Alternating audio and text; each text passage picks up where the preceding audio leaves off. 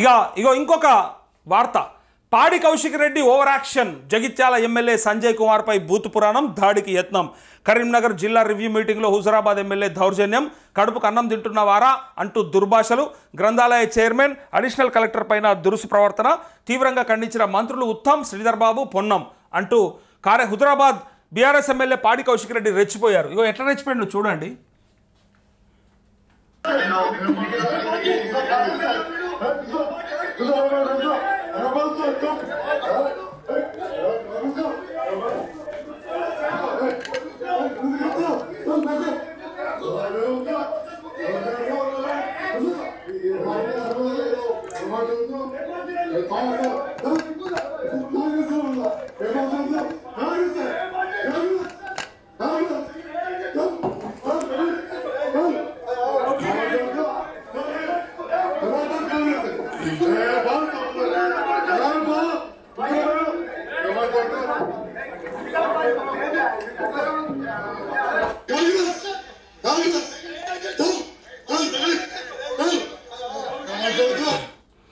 ఇది చూస్తే మీకు ఏమనిపిస్తుంది అంటే ఇలా రెండు కోణాలు ఉంటాయి.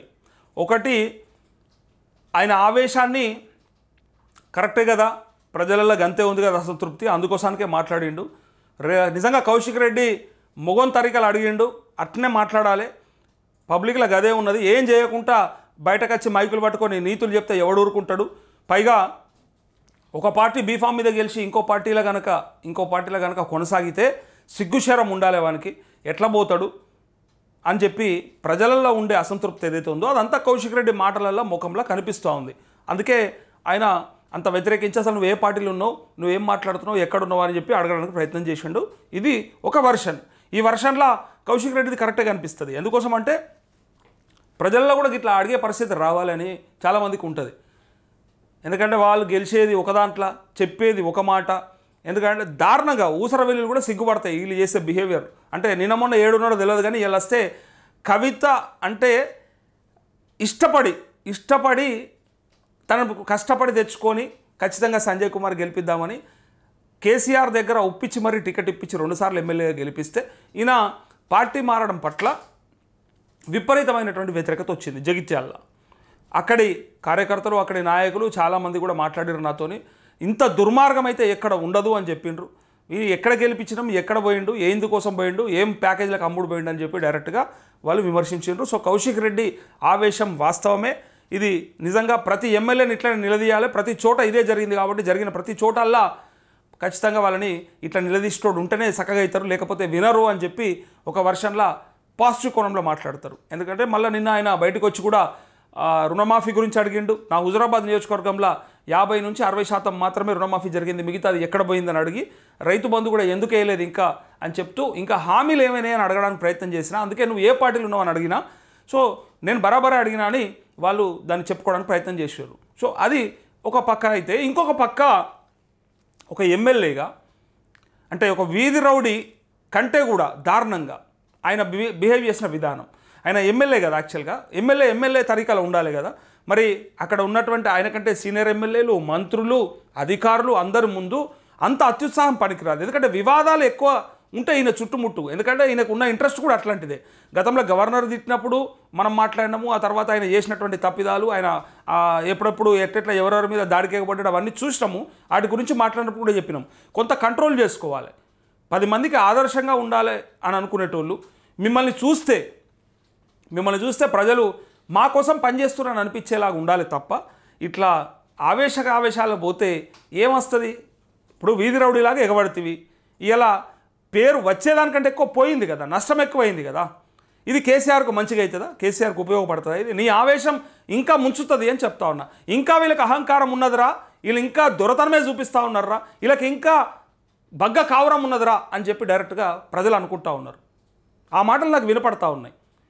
వీళ్ళు ఇంకా అధికారం కోల్పోయినప్పుడు కూడా ఆగుతలేరు అనే మాటకు ఇంకా ఉన్నట్టుగానే ఫీల్ అవుతూ ఉన్నారని ఒక వర్షన్ వస్తూ ఉంది. కాబట్టి అడిగే విధానంలో అడగాలి, ప్రజాస్వామ్య పద్ధతిలో మాట్లాడాలి. ఎట్టి పరిస్థితుల్లో కూడా ఆవేశాలకు పోకూడదు. ఎక్కడనో అంటే ఏదన్నా జరగవచ్చు. ఇప్పుడు ఎమ్మెల్యేని చేయి పట్టుకొని లాగినావు, నూకేసేయడానికి ట్రై చేసినావు, ఒకవేళ చేయి వేసుకుంటే ఎట్లా ఉంటుండే? ఎటు తీసుకుపోతా ఉన్నాం మనం? ఇది కాదు కదా మీ నుంచి కోరుకున్నది. మీ నుంచి కోరుకున్నది హుందాగా ఉండి సమస్యలపైన పోరాటాలు చేసి శాంతియుతంగా నిరసనలు చెప్పి అక్కడ నుంచి పోయి అసెంబ్లీలో ఖచ్చితంగా అంటే కొట్లాడే అవకాశం ఇచ్చి ప్రజలు మిమ్మల్ని ఆడ కూర్చోబెడితే అక్కడ చేయాల్సిన పనులన్నీ అక్కడ చేయకుండా ప్రజల ముందు వచ్చి నాటకాలు ఆడితే ప్రజలు నవ్విపోతారు. ఇక మరి నవ్విపోదురు కాక నాకేంటి సిగ్గు అనుకుంటే ఇక ఎవడేం చేయలేడు, మిమ్మల్ని ఎవడు మార్చలేడు. ఇది కరెక్ట్ కాదు అనేది చేసే విధానంలో చేయాలి, ప్రజాస్వామ్య పద్ధతిలో ఉండాలి. అంతే తప్ప ఇంత స్పీడ్గా మీరు మొత్తం ఇట్లా చేసిరు అట్లా చేసిరని ఎగబడితే నష్టపోయేది ఇంకా ఎక్కువ, ప్రతిపక్షానికే ఎక్కువ నష్టమవుతుంది. ఇది గ్రామాలల్లో డైరెక్ట్గా అనుకుంటా ఉన్నారు. కౌశిక్ రెడ్డి ఆవేశం చూసిన తర్వాత డిసైడ్ అయిపోయినరు, వీళ్ళకి ఇంకా తగ్గలేదురా నాయన, వీళ్ళకి ఇంకా జరగాలి, ఇంకా ఇందుకోసానికే పక్కకు పెట్టిన వీళ్ళు ఇప్పుడే గిట్లా ఆగుతలేరు, అధికారం లేకపోతేనే ఇంత ఓవర్ యాక్షన్ చేస్తే వీళ్ళకి అధికారంలో ఉంటే ఇంకా ఆగుతారా అని చెప్పి చాలామంది అనుకుంటా ఉన్నారు. సో ఈ విషయంలో కేటీఆర్ ఖచ్చితంగా కంట్రోల్ చేయాల్సిన అవసరం ఉన్నది. దీన్ని ఎవడు కూడా అంటే ఆ పోరాటం చేయడంలో తప్పు లేదు, ప్రయత్నం చేయడంలో తప్పు లేదు, చేసే విధానంలోనే తప్పు. అయితే ఈ విధానంలో భౌతిక దాడులు అనేది 100% ఖండించాలి. ఇది ఎట్టి పరిస్థితుల్లో కూడా జరగకూడదు. అట్లా భౌతికంగా ఎగబడడం అనేది అది కరెక్ట్ కాదు. సో మీకు మాటల ద్వారా లేకపోతే మైకుల ద్వారా ఎన్నో అవకాశాలు ఉండగా మీరు అదంతా వదిలేసి కొట్టాడాల్సిన చట్టసభల సప్పుడేక కూర్చొని వచ్చి బయటకు వచ్చి ఒరితే ప్రజలు గమనించరా? ఇవన్నీ కూడా గమనిస్తారు. సో ఇక్కడ ఈ 2 వర్షన్లు పక్కకు పెడితే 3వ వర్షన్ ఏంటిదంటే ఇది పక్కగా కాంగ్రెస్లో ఉన్నటువంటి ఒక మంత్రి చేపిస్తూ ఉన్నాడు. ఆయన ఎవరో కాదు, ఉత్తమ్ కుమార్ రెడ్డి. సో ఆయనకి సొంతగా అన్న అవుతాడు. సో ఆయన ఉన్నటువంటి మీటింగ్ ఇది జరిగింది. ఖచ్చితంగా కాంగ్రెస్ ఎమ్మెల్యేలని అంటే ఇవాళ బీఆర్ఎస్ నుంచి కాంగ్రెస్లోకి వచ్చినటువంటి ఎమ్మెల్యేలని ఒక రకమైన కార్నర్ చేసే ప్రయత్నంలో భాగంగానే ఇదంతా జరుగుతుంది. చేస్తే అయితే పని చేయకుండా ఉంటారు, లేదా తగ్గని ఉంటారు, లేదా మళ్ళీ వెనకన్నా వచ్చేస్తారనే ఒక భావనలోకి వచ్చి కాంగ్రెస్లో ఎట్లయినా సరే అసంతృప్తి ఉన్నటువంటి దాన్ని బయటికి తీసుకొచ్చి ఇక్కడ అస్థిరపరిచే ప్రయత్నం చేస్తూ ఉన్నారు. అది ఎవరి వలన అయితలేదు. ఉత్తమ్ కుమార్ రెడ్డి అండ్ ఇంకొక 2-3 మంత్రులు కలిసి ప్రయత్నంలో ఉన్నారు. ఇది రేవంత్ రెడ్డిని దించడానికి అని చెప్పి డైరెక్ట్గా ఇన్ఫర్మేషన్ ఉంది. అండ్ ప్రజలలో కూడా అనుకుంటున్నటువంటి చర్చ ఇదే. చాలామంది ఇది విశ్వసనీయ వర్గాలు చెప్పినాయి. లోపల ఉన్నటువంటి అసంతృప్తి ద్వారానే ఇట్లాంటి విషయాలన్నీ కూడా బయటకు వస్తూ ఉన్నాయి. ఇది కేటీఆర్ చేపిస్తున్నది కాదు. అటుపక్క కవిత భవిష్యత్తులో ముఖ్యమంత్రిని అయితే ఈ రాష్ట్రానికి అనుకుని చెప్పి ఈయన కౌశిక్ రెడ్డిని ఇట్లా ఎగదోసే ప్రయత్నంలో ఉన్నారు. అండ్ ఈయన భవిష్యత్తులో బీఆర్ఎస్ కనుక అధికారంలోకి వస్తే మంత్రి అయ్యే అవకాశాలు ఎక్కువగా ఉన్నాయి, మెండుగా ఉన్నాయని చెప్పి కూడా అనుకుంటున్నారు. అందుకోసానికే ఈయన ప్రయత్నం చేస్తూ ఉన్నాడు. భవిష్యత్తులో మంత్రి అవుతాడు కాబట్టి ఇలా కొట్లాడుతున్నాడు, అదే ప్రయత్నం చేస్తున్నాడు, అత్యుత్సాహం చూపిస్తున్నాడు అని చెప్పి చాలామంది అంటున్నారు.